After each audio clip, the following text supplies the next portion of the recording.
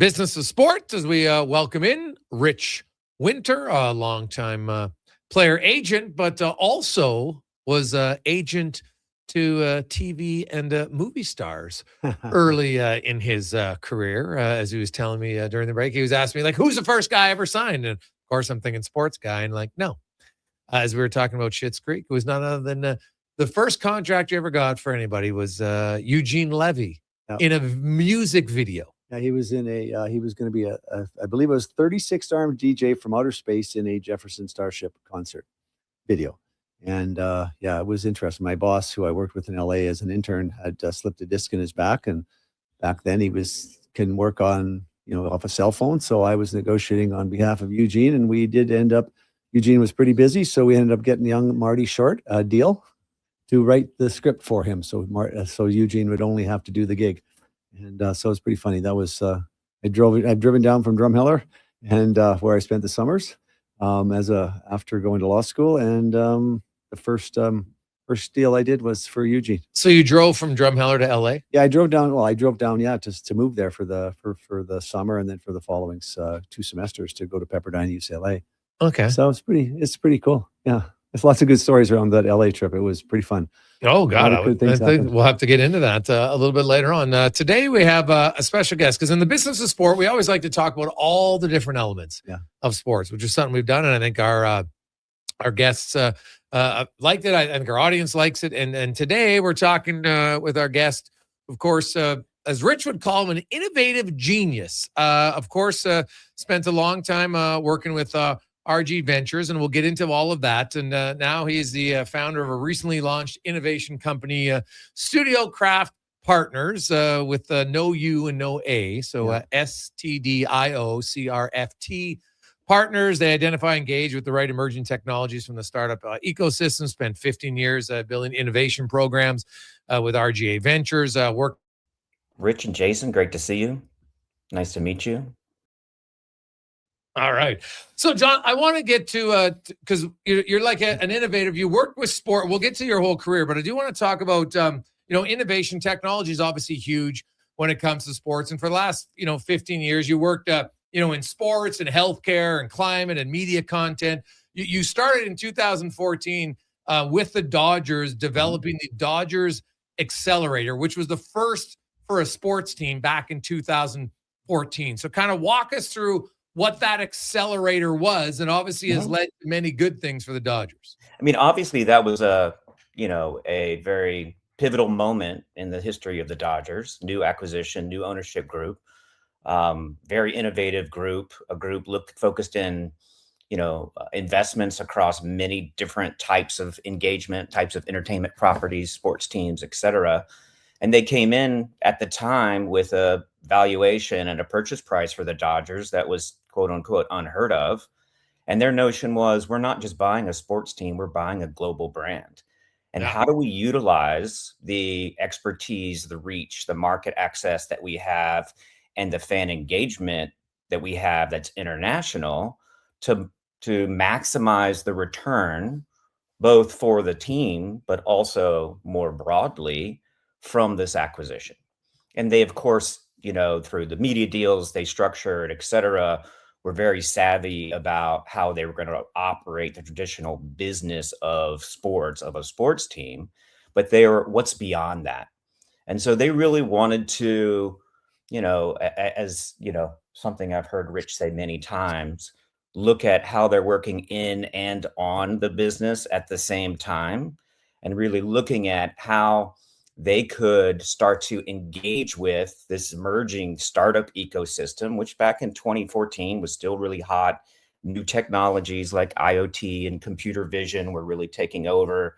Esports and other types of sporting engagement, channels were taking place. Social media was really picking up and started allowing for more channels to reach fans.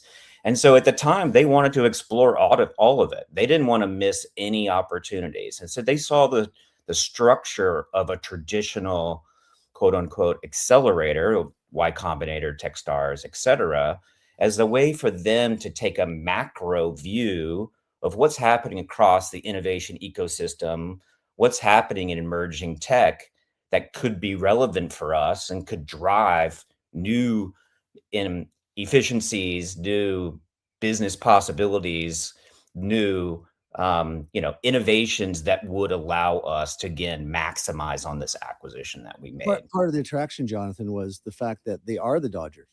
So when they announced that they had an innovation hub, they had an accelerator, all kinds of startups wanted to do business with them, and it made it a really a powerful kind of a combination because we could start an innovation hub or an incubator of some sort. No one's going to hear about it, but the figuring out ways to get others to be attracted to that brand was a pretty big opportunity for them that had never been exploited.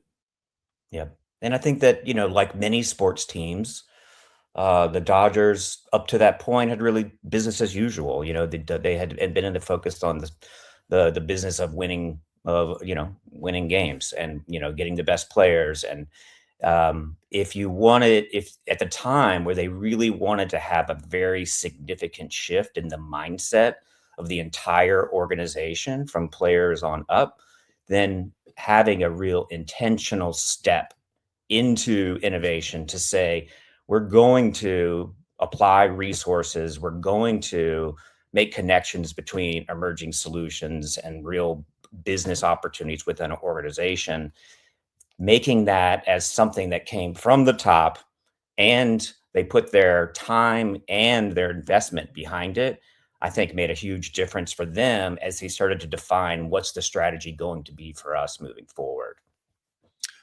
Jonathan Bradley joins us. And if you look at the Dodgers, obviously, I like what you said. It's taken a business. And in sports, I wonder sometimes, because you've worked with the Dodgers, you worked with Global Sports Venture Studio. You also with Billie Jean King Enterprises, right? Working with the Trailblazer Women and Sports Venture Studio. And if you just look at the teams, though, like the Dodgers had owners who obviously weren't afraid to spend money. And there's a lot of people say, you want to make money, you got to spend money. And they definitely weren't afraid. They had the plan with Shohei Ohtani. And my understanding is when they paid all the money in the contract, they'd already had contracts that were going to cover off all of his contracts anyway, just because of all the money they were going to make in Japan through other things. So it's not like they make one decision and then say, okay, let's see what we have to do after. It's like when they make one decision, Jonathan, it's tied directly to 3 or 4 other ones that impact the team on the field as much as off the field. Is that fair? Correct. Yeah, very much. And when they make decisions, ownership groups like that, when they make decisions, they make very informed decisions. They feel very confident about the outcome of their decisions before they make them. And so operating a innovation program like what they did back in 2014 gave them that ability to, at a relatively low lift of time and investment, and at that time, they were writing pretty small checks into these companies just to give the company enough fuel so they could test, pilot, whatever they needed to do. But when the time came that year and the years that followed, they, again, as you said, they had that ability to write the large checks that were allowed them to see both the impact on the team and the brand, but also on the ability to extend that reach, to see new revenue opportunities, to really think about outside the box ways that they could improve their team. And are you surprised that more, or have, since the Dodgers, have other MLB, NFL franchises followed a similar path, or are they still well ahead of other teams? Yeah, pretty quickly, several teams followed suit and launched programs. And I think that there's success stories and there's stories where these programs may not have gotten the type of resources or attention that was necessary. And I think the Dodgers were a good example about really, following through on some of these opportunities and bringing in the right individuals who could see the vision from both a venture and a business impact standpoint. And I think that goes back to this notion that if, any team likely has the resources to do something like this. The question is, are they willing to believe in it? And are they willing to invest the time and have access to the people in order to make it successful? And you said, am I surprised that it doesn't happen more often? Yes, I'm very surprised it doesn't happen more often, because I think with the right support, and again, goes back to the working in the business and the on the business paradigm, is if you can have the right support, which may come from an external resource like ours or others, to be able to sort of guide your path, the outcomes are generally always positive. And if you want to address a very shifting future in how players are recruited, how they're trained, how what their nutrition is, how they, and then, I think maybe even as importantly, how do they engage fans, and how does the team present itself to fans? You need to be leaning in now. And if you aren't already, you need to do so very quickly, because it's just changing around us. It's changing. And, there will always be fans of teams who do this or don't do this. But if you want to get ahead, the teams that seem to be doing that are the ones who have leaned in on this with great intentionality. Now, Jonathan, do you have some examples of the early years of what the Dodgers did that led to significant gains for their organization? Yep. I think that, again, as I said, they started with a real macro view. What's everything that could possibly impact our team, our brand? And they thought about it in concentric circles. What's everything on the field? Recruitment, training, nutrition, performance, moving to the stadium, capturing that broadcast media, new types of fan engagement, new types of streaming, new types of social media content. And then you expand beyond that, and you start to think about, the broader stadium operations and those types of efficiencies. And then you think about external sports, esports, women's sports, etc. They looked at all of that, but very quickly through that process realized the biggest near-term impact that they could have was media and content. And so in the first round of engagement, in the first program that we ran with them, they invested in 10 different companies across all types of different sectors. In the second tranche, they invested in 5 companies, 4 of which were media and content companies.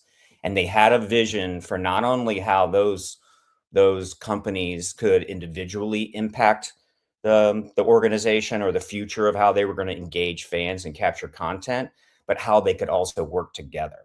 And that defined a strategy that they then took forward, both within those companies and with other companies they ended up investing in, acquiring, and exiting from, to be able to, complete that strategy. And so phase 1, what's relevant for us? What's going to have the impact we need to have right away? For them, it was, we need to earn back this $2 billion we just spent, and media is a very effective way to do that. Phase 3 was, how do we take this and expand it? And so we looked at, we were investing in content automation companies like WSC. We were looking at automated video capture companies like KeyMotion. We were looking at player tracking companies like Shot Tracker. And then looking at, then Greenfly was a company that makes it much easier for the individual athlete to bring content to the table. So a platform from which they could more easily get instructions from the team or the sponsor, record their own content, create quick edits, send it back, collaborate with marketing team and athlete to be able to publish that very quickly. So that ability to then, again, understand what's going to impact your business, where can you have impact, where do you have the right people in your organization who are willing to take the time and energy to bring these types of new capabilities and new possibilities forward, then invest in it, and really, really lean in. And Jonathan, they ended up in some cases combining the technologies of multiple companies. And I think the story about KeyMotion and Shot Tracker, how it addressed an issue where I think it was 3rd division basketball teams, colleges couldn't afford to stream content. So they combined a bunch of different technologies to create a production service that had all the graphics of a national television broadcast, but didn't use any people. I mean, that's a good one maybe to touch on. Yeah, I mean, that was a pilot that they did with KeyMotion and Shot Tracker. The only thing they added that was a human was live radio broadcast, so that you still had the voiceover, but you had data, statistics, graphics, you had edits, all all autonomous, and it was 40 different games in that pilot that would across one tournament. But that lit the light bulb for them, where they then went out and found a handful of other companies that really complemented that to create something that eventually was acquired by Sports Radar, was had a good financial return for them, but also just allowed them to have impact in other markets. And this wasn't focused on baseball at the time that they were doing it; it was focused on basketball. But they had the reach, the network to be able to then, help this new organization that they created be successful and seek tremendous financial return, which allowed them to, obviously spend more money on players and, be able to invest in other ways.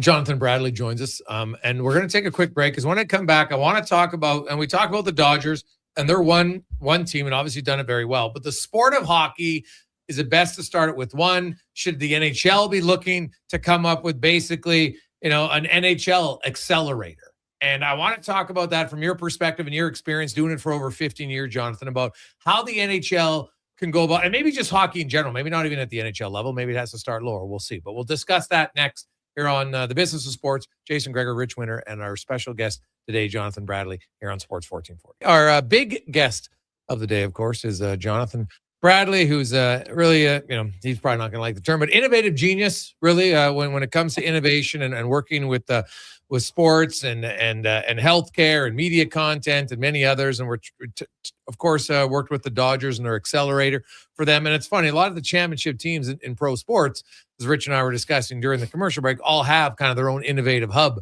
So we have seen it a little bit, not a ton yet in the National Hockey League. Not a ton, not at all. Not at all. Innovation is taping your stick different. Yeah. So Jonathan, when you look at for hockey and, the opportunity, it's not because I think some people, everybody's so adverse to change. It's like, oh, if you get an innovative hub, it means you're going to change everything. And suddenly, that's not what it is. And how do you think, what would be kind of some of the easier things or how hockey should be looking at to benefit themselves by having an innovative hub? Yeah. I'll push back on the innovation genius part first. I was going to do that, but if I have an expertise, it's bringing the right parties together to foster innovation. Okay. And so that goes directly to your question. Who are the right partners to engage? And we've had conversations with the NHL at the league level, very interesting, very, understanding the opportunities and the needs. We've had conversations at the PA level. We've had conversations at the team level. We've talked to individual players as well. And from my perspective, there's complications at each of those levels. So, from a league level, there's collective bargaining agreements. There's, as you probably know much better than I do, and Rich probably, certainly you, there's sharp elbows, when it comes to trying to maintain competitive advantage and what's in it for me and what do I get. And so that kind of brings you to the team level. I think there are some opportunities for teams to collaborate on these types of initiatives. To a certain extent, I think the initial opportunity with hockey is there's lots of low-hanging fruit of looking at things that other leagues, but also other industries are doing that could be adopted relatively quickly, that could have some real impact, a business impact. And it would be a rising tide lifts all boats type of opportunity. But outside of that, someone has to be motivated and have the vision and want to be the leader to push through. And so, not to always go back to the Dodger opportunity, because I think there now are lots of other examples of this. But someone has to take the initiative to say, I'm going to push through and see, okay, what can we do? What could work? What are the things that we can implement now? And what are the things that we have to have partners involved in and bring them to the table? And so by starting somewhere and saying, hey, we're going to invest in this or that, or we're going to try this or that, and you have success, you then take that success to your partners and you say, hey, look at what we've done. We can do this for you, and you should join us in this effort. And it is, innovation is a team sport. And, to really get something done, to have impact, you need the broadcast, you need the player performance, you need the team and the branding and the marketing sides. You need them all to be working together to some extent.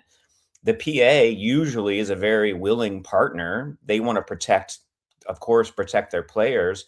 But ultimately, what we're looking at is ways to drive revenue, ways to create engagement, ways to extend careers, ways to identify new players who, who may have been lost as a needle in the haystack. And so, there's benefit all around. But to give you an answer, it would be, you need motivated parties. It might help if they have, that kind of access and, have the decision-making capability, meaning true leaders within the industry, to lean forward and say, okay, we're going to invest in this and we're going to prove. And I think it would happen really very quickly. What kind of impact this could have. Well, Jonathan, it's also systematic, right? Because right now, Jason, who are you going to call at the Oilers about an innovative investment in some technology that could drive some aspect of their business? They don't have anybody in that position. So no one would know what to do if they got the call. And then secondarily, there's what we would call in the innovative space, an immune response. There's this this immune response to, like, I don't like change. You know what? Yes. Yeah. Or, hey, Jason, was I supposed to know about this stuff? Well, don't let that guy in the meeting. We'll look like idiots. Yes. And then what's happening in hockey, which is it's fairly typical. Jonathan won't be aware of this, but like there's a lot of little startups are selling a little innovation. There's a couple of companies that say they monitor shot quality and all this stuff, but one of them, I won't name them. So a shot from the blue line is measured as a certain percentage scoring chances. If it's tipped, because they're using AI that can identify the change, it's the same chance of scoring if it's tipped, if it's not tipped. But what happens is, now you've had change. One team buys this thing. They start circulating through the league. Well, we sold it to the Carolina Hurricanes. Okay, so we want that then. It's useless.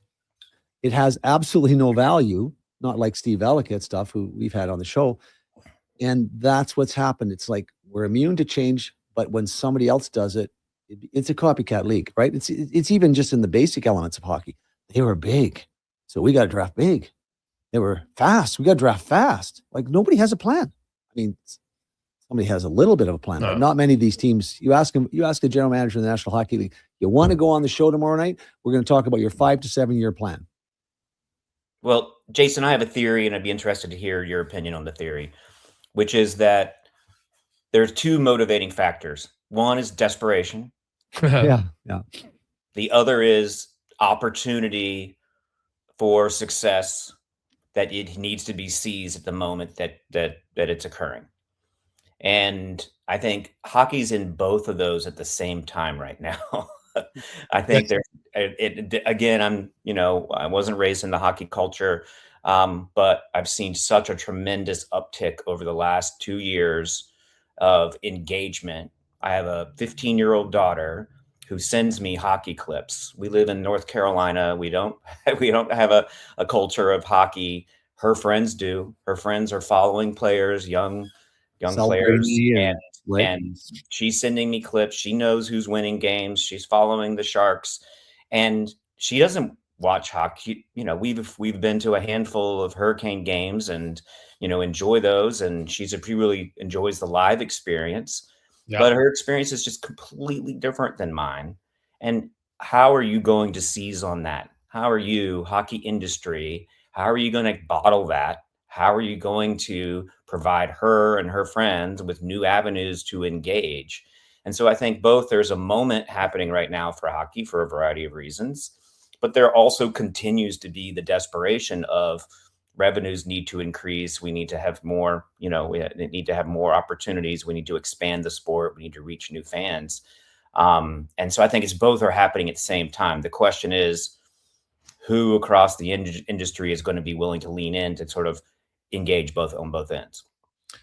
And, it's interesting having your experience working with sports, but then, in healthcare, climate, media content, because there's always challenges, especially, there's still people out there that will see, if you don't use the right word, they want to look at that and say, oh, you know what, climate change just means the if all of a sudden it's cold in the wintertime, well, there's no climate change. Well, that's not really what it means, right? It's more about you're going to have extreme changes and more flooding and more natural disasters and all those sorts of things. The difference from environment, because sports is something that fans, you kind of choose to be a fan, right? Like your daughter all of a sudden's like, hey, you know what? Like, I'm making a conscious effort, and I know the algorithm is built in their phone. So if all of a sudden you clip on a few hockey clips, well, now you get more hockey clips, okay? And so that's way better than getting some of the political or environmental things otherwise, because you can't really send somebody a fake video. There's a goal or it's not a goal, right? Like, that's what it is. Well, you can send it. It's just don't figure it out in 20 minutes. Well, maybe, but does sports have an advantage, Jonathan? Because you have an audience who's much more emotionally engaged automatically. Like, they make the choice, maybe they're 4 or 5 and they get to go to their first sports game and they're with their mom or their dad. And it's the whole environment. They're like, geez, I've never really seen my dad or mom go crazy. All of a sudden they're in the stands, they're cheering loud.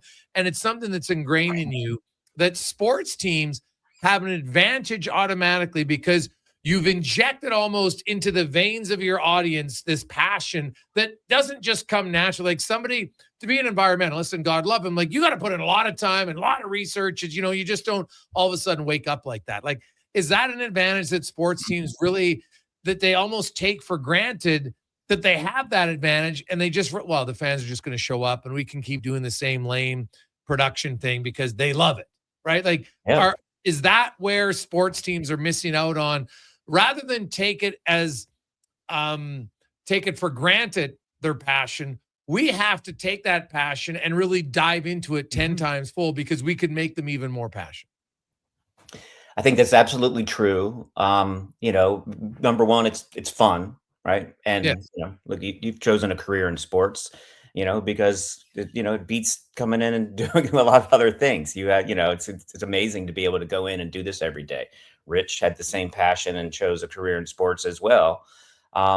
There's a few sides to it. There's the team loyalty and the community around being loyal to a specific fan. There's the love of the sport itself. And there's also the shared history and the shared culture that I think hockey uniquely has, a very unique and sort of, if I can use, won't offend any other leagues, but to sports, but it has a very pure sort of culture around it. And the connection of family, the hard work, all of the things that need to come into play to be able to be a great athlete in this sport and to be a dedicated fan. And Rich was kind enough to connect me with a few of the players that he represents. And I was able to have, interviews with them to really start to understand, well, what's your perspective? What does the sport need? What do you want to see happen in the sport? And to a man, they all said, I love this sport. This sport has meant so much to me and my family, not just me made it to the professional levels, but all of my friends who grew up playing this sport or watching this sport, watching it with my dad, my granddad, watching it now with my son or daughter. This means so much to me. I want to see this grow. And again, I haven't heard that across every sport that I've worked with. I think there are some examples of that for sure. And lots of players feel that way. But the fact that I met with probably 20, 25 different players, and each one of them in some form expressed that to me, says that's the opportunity. And when you think about the stories that are being told around hockey right now, both on social media and short form content, but also in recent TV shows that have been successful around the sport, you're really starting to capture and present that. What is the passion? What is it that drives these players to do what they do? What is the culture? What are they really playing for? And, if I was to say there's one area where I wouldn't want to invest in within hockey, it's the ability to tell those stories. It's the ability to reach those fans. I am so happy to have this experience with my daughter, to be able to share this growing appreciation for the sport together. And if it wasn't for a new form of engagement, we wouldn't have that. But how are we going to continue to do that? How do fathers and grandfathers and grandmothers and mothers and daughters all share these things across generations, across, new ways of wanting to engage with content and with the sport, while keeping the traditional values, the traditional experiences that it's always had alive. But the And stories are, sorry, Jonathan, the stories are amazing. Like I just got back from St. Petersburg, and I'd never been to St. Petersburg before. I mean, all these players that come from places like that, and I mean, there's lots of issues around that with the political issues now, but the culture is so unique, and there's just so much to be learned and so many stories to be told. And we're seeing a shift, and I think you're touching on that when you talk about your daughter. We used to be fans of a league. Then we more gravitated to, I'm a Rangers fan. Like, there's Rangers fans that have been with their grandfather, like you said, have been all these games they're passionate about. Now there's a shift in the kids to the individual relationship between them and the player. And that's where I think the opportunity lies. The next major media property is just going to be that collection of 1,500 players that have built a media platform where they can connect directly to the fans, because that's what they want. Your daughter thought so-and-so was cute, I'm guessing, right? I mean, that's an element of it. They're handsome young guys. They're playing a game that's fast and dynamic, and that's interesting. They want to know more about, what does he do? Who's he dating? What's going on? And that's those stories, or just where's he from? People I like I think that is true, that there is that, they can relate that they're young athletes, and they have they resonate, across these platforms. They have personalities. But how old's your daughter? I think this new generation is hardworking, dedicated, really wants to achieve objectives in life, and I think they see that in these players as well. I mean, my daughter's a equestrian; she's a very dedicated rider, and I think she sees that too. So it's not just, let's find the cutest players and put them out there. How old's your daughter? She's 14 or something. I think she's 14, 15. Yep. Yeah. So how many professional athletes can she relate to, like Celebrini, who's 3-4 years older than her? I mean, we have such an incredible group of young players, from Bedard to Celebrini, that kids can really relate to. Can they relate to an aging 35-year-old overweight baseball player that's maybe pretty talented with a piece of wood? But at the end of the day, that's not that appealing. But there's a fan base that is uniquely attracted to hockey, because it's a very different dynamic. Not many leagues. I mean, how many NFL players nobody's playing at 18, 19, 20, 21. It's just a different demographic there's a huge opportunity there. Well, again, now also it's happened organically, meaning she didn't just discover it on her own. It's her friend group, right? She has a good friend who lives in New Jersey, who started sending her things and started sharing her passion for the sport. And she said, "Oh, well, I'm interested in this. Let me start looking." It wasn't just like it just popped up on her feed one day. It was, "Oh, so let me explore this myself." And it's about, she had that experience growing up in New Jersey, much more in a hockey environment, and shared that as hey, I love this sport. And then, it happens organically. Again, our experience, I think, is different, has been different, but it's about, how do we think about innovation as a tool to be able to continue to share the values and how the sport resonates and the success of the sport and what it really means in ways that we haven't thought of before, or ways that haven't been able to exist before. And ultimately, then that benefits the team, that benefits the players, that benefits the league, and that allows for, again, continued growth. And ideally, your favorite team being able to hoist the trophy at the end of the year. But goes back to, it's those who intentionally pursue these new opportunities. They're going to be the ones who, I think, get there faster. Because even the players we talked to, Jonathan, like all the conversations we had with these young guys currently playing in the NHL, they all wanted to be cool. They all wanted their league to be cool, and none of them felt it was. And it frustrated them, because, look, these guys are held accountable. They're working hard. Part of this is just wrapped up in the fact these are monopolies. There's no competition for the Vancouver Canucks or the Edmonton Oilers in Edmonton. So you're not really pushed to do something innovative, right? Yeah. Yeah, maybe. But if you look at, and there's probably some truth to that, no question. Jonathan, you look at it, and we for anybody who's just joining us, we have Jonathan Bradley on the show, and of course, Jonathan has been involved. He's got his innovation company, Studio Craft Partners. Spent 15 years building innovation programs with RGA Ventures across sports and healthcare. They worked with the Dodgers to develop the Dodgers Accelerator, which was the first for a sports team. And now I want to kind of go back to that, Jonathan, because we were talking. So the Dodgers had it, and I know people out there think, well, the Dodgers just spend money, and that's why they win. And there is some truth to that right now when you look at the luxury tax and what they're paying and how much more they're paying. Yeah. So you can't deny that. But they're able to do that because of all the other steps that they've done over the last decade, right? Like, it's not just we outspend them and everything works out. They did all these other things. They're like, yeah, okay, we do spend a lot of money in Shohei Ohtani, but we built all these partnerships to know that the minute we signed the contract, we're going to get all that money covered by partnerships that we've made in other parts of the world. Now, hockey isn't as global per se, but you do have superstars from Europe and from Sweden and Finland and Russia and other places. And I know the league's always talked about wanting to expand there, and I just don't think feasibly it makes sense due to travel and time and everything else.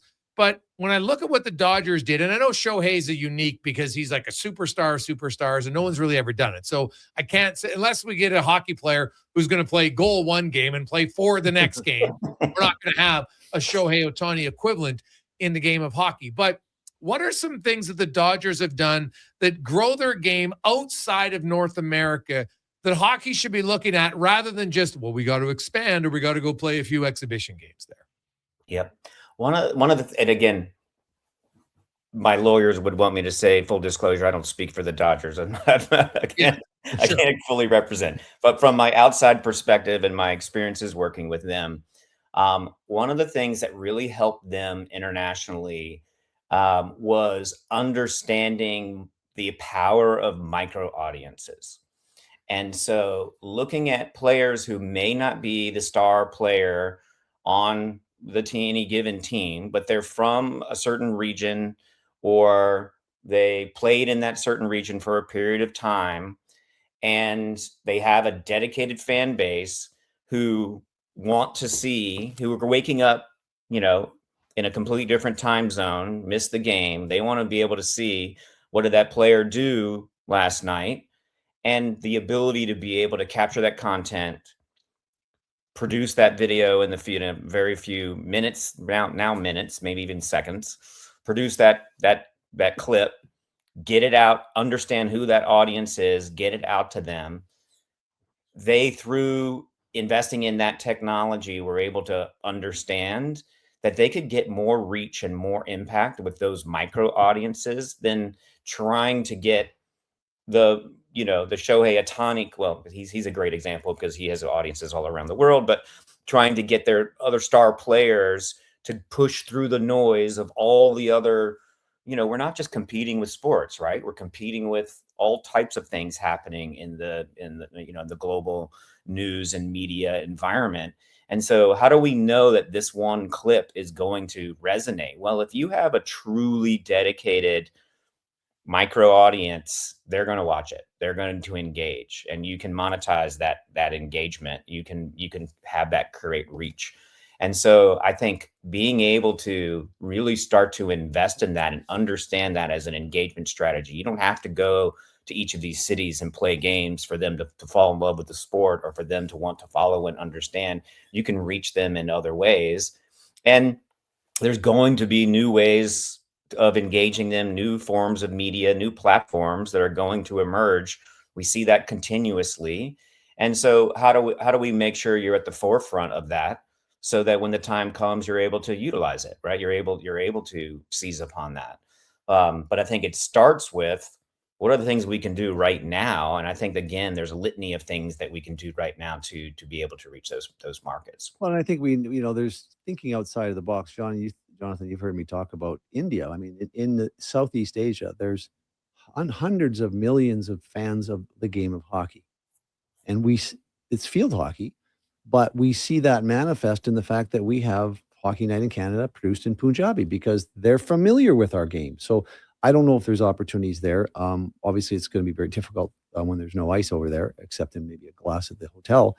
in terms of getting them have players come like Shotani's done. But there's opportunities that we haven't explored that, I mean, our game is, I remember talking to the producer of Avatar, a good friend of mine, Colin Wilson, and he talked about, he went to a hockey game live and he said, I can't believe the quality of this. Is like men are traveling at twice the speed a man can run. They're hitting each other. Periodically, they're dropping their gloves and having bare knuckle fights. While at the same time as they're driving towards them, that people are allowed to, do all kinds of bodily harm to them. And you idiots are shooting it with a camera on a 15-story balcony over here in the back of the room. And that doesn't translate to the TV. And we all know that simple problem. Take someone to a game live. They'll love it. Why? Yeah. Because we have the best product, and then we're dumb enough to take the best product and turn it into a terrible television product. So no one that walks by their TV in Florida or in South Carolina even knows it's a great game. Like, we're just not that smart. Well, having closer cameras, I think, is definitely one that would help. It's hard to bring more people to the game simply because the cost, right? So, Jonathan, how much of that, when we talk innovation, goes into it when you're talking to them and other teams and anything else, environment, climate, all of it, cost, everything's up. So lots of people, like, there's only a limited amount. And while people will love the game, you know what? They're like, well, I get my cable package and that's my commitment to the game because I can never go to the games because it's just too expensive. Was that ever part of the equation? And I know it's different in baseball because you have a bigger stadium and you have more fans. And so hockey has a challenge there because there's a limited number of seats. And they're trying to charge a massive, like, I don't see in 20 years, all of a sudden them saying, hey, you know what? We're going to go back to $50 seats. Like, I can't see it happening. So how do you think they get over that challenge? What's the innovation to help there? And you're specifically asking about hockey, right? Yes. Yeah. Well, I think that, so a challenge that we are aware of when we started to really look at opportunities with the NFL is they wear helmets, and you can't see the expression on the players' faces as they're going through these plays. And so in order to be able to create empathy, engagement, the desire to see individual players be successful, not just teams, is being able to have connections, create connections with them at times that the helmet's off. And I think that's just such a huge, an important part. Now, whether to follow player 78 or 17, or to be able to know when they're on the ice, and to be able to say, oh, that's, I know what their face, I know what their face looks like, I know what they're going through right now. And then again, you're right, get the cameras to be able to zoom in and see that after the moment after the goal makes a huge difference. I mean, we're humans, we want that human level engagements. But I keep going back to this, but I really feel like it's storytelling. It's about creating these connections. It's creating the relationship and tapping in to understand what is it that motivates people. And it's not, it is shots on goal. It is, winning, but that's not the only thing.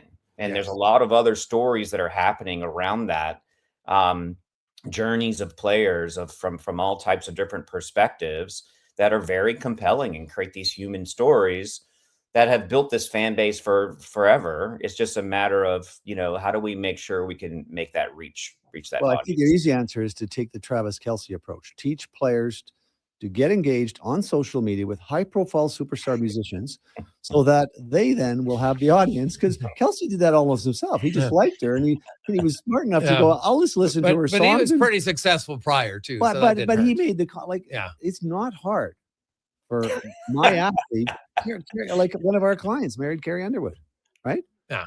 I mean, but that's a very small percentage. No, but I mean, I don't think the goal of your league can be like, hey, let's get all our players to only date celebrities. No, but at the end of the day, it's thinking like that changes the way you. I mean, obviously, you're not going to select dates for these guys, but that really is a pretty simple answer.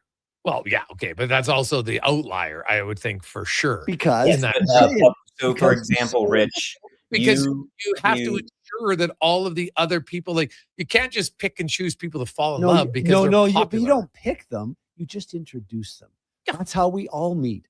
Mike Comrie did, and Hillary, and but that didn't work. So no, but it did come. It didn't last. It didn't last. But at the end of the day, I mean, it's looking for that maybe in other formats. How do you reach into other audiences? So football got into Taylor Swift's audience. How do you get in? And there's other ways of doing it. I mean, we got some really talented musicians in the. Well, I think when they become friends, for sure, we see that all the time. Athletes want to be rock stars, and rock stars want to be athletes. That's always been there, and fans want to be both. Right? Connect and capitalize on that. Well, I mean, and Rich, it gave, sometimes I do better in these conversations when I pretend you're joking, but you might actually be serious. But the notion is that it's a romantic story, right? Sure. It's a story, but it's a human story. And it's this, I feel passionate about this one person and I like this other person, and them together seems like a good thing. It doesn't mean that every story told has to be a romantic one. It could be about, I found a dog and I've rescued this dog and I love, it could be whatever it is. It's just, or the struggles I went through or the work that I do. Yes. Again, it's that, and that's what's going to motivate people. And, creates that passion, creates that, loyalty, that, leads to the pure enjoyment of the sport. And I think that's what we don't want to forget. We don't want to make it about, the Bachelor for hockey, right? I mean, which is probably not a terrible idea. You can have that, Jason. Right. But apparently women are almost as fit as hockey players. But we don't. It doesn't have to be about that. But it's about how to, there's enough good happening across the sport at, again, different levels that we're probably not telling those stories. You see some of those. That moment when the USA team won and all those kids were playing games and they stopped the game and they all celebrated together. These young, what were they, 10-year-old players on the ice, and they all celebrated and took like that was incredibly heartwarming. That really showed like the passion of the sport and how it engages at all different levels. It's that type of thing. And again, that's not the only answer, right? There's many other things that could be being done around fan experience, around fan engagement, stadium engagement, sponsor engagement, and how do you maximize those types of things? But again, I think it's about prioritizing what are the things we think are going to have the biggest impact. Before I let you go, you recently launched an innovation company, Studio Craft. Tell us about it a little bit and kind of what's the 5 to 7 year plan for Studio Craft. I think that one of the things that I wanted to do differently than what I've done before is try to remove all of the elongated process that traditional accelerators and venture studios have to be able to get to a positive outcome. Accelerators are built around this notion of let's pick 10 companies, let's bring them in for 12 weeks. We're going to give them mentorship, teach them how to pitch, teach them how to go out and get that first round of investment. And then in 5 to 7 years, we're going to see a return from that investment and some impact on our company. A venture studio traditionally is we're going to come up with an idea, we're going to bring in founders, and we're going to build it over a period of 2 years to be able to then, have some significant impact on my company. I think there's still a place for both of those things. We still need that in the industry, and people should be investing in those things. But right now, businesses of all kinds are desperate for keeping up, for understanding what their competitors are doing, knowing who the disruptors are going to be, and what should I be doing now? Startups, founders of all kinds have companies that are very viable, that they've built and they've gotten that first round of investment. What they need is non-dilutive revenue. They need contracts. They need engagement. And so Studio Craft is going to focus on keeping the notion of we want to do this intentionally. We want this to have a process. We want support in helping to determine which investments we should really double down on and where the opportunities are and who are the companies we should be talking to, but not without all the other elements of these programs that take more time, that take more investment, that are more focused on, as you said, 5 to 7 year return. I want to see impact in 6 months, a year, 2 years. And we're still very much focused on sports. I still have a passion for sustainability and energy. Energy is a new focus because of as you've seen happen in the global economy now, but also as communities have been impacted by weather events and others, and how much important energy is. There's solutions out there right now that can have an impact.